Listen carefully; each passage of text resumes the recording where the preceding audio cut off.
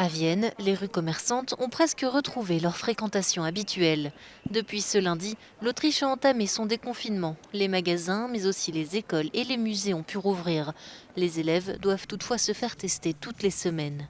Cet allègement des restrictions a été accueilli avec joie par ce gérant d'un salon de coiffure.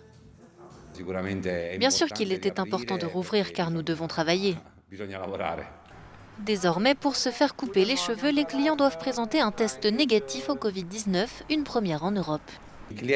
Avant l'entrée, nous vérifions si le client a un test négatif au Covid-19 datant de moins de 48 heures.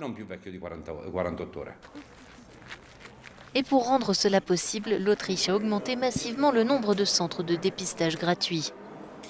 Dans des lieux insolites, comme le château de Schönbrunn, ou plus simplement dans sa pharmacie habituelle ou dans son entreprise.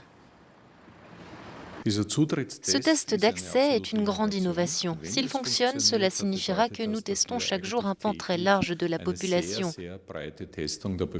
Ce qui montrerait que ce n'est pas seulement les habitants les plus convaincus qui se font tester, mais que, de facto, tout le monde le fait. Cet assouplissement des mesures de restriction n'est toutefois pas vu d'un très bon œil en Allemagne. Le leader de la CSU, Markus Blum, a estimé sur Twitter que l'Autriche et la République tchèque mettaient en danger l'Allemagne avec leur politique d'ouverture irresponsable. Plus récemment, la Bavière a également envisagé de fermer sa frontière avec l'Autriche, à cause notamment de cas de variants sud-africains au Tyrol.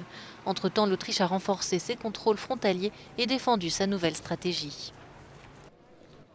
L'Autriche envisage d'étendre ce concept de test d'entrée à d'autres domaines. Ainsi, une personne qui ne présente pas de test négatif ne sera pas seulement privée de coiffeur, mais peut-être aussi de théâtre ou de cinéma.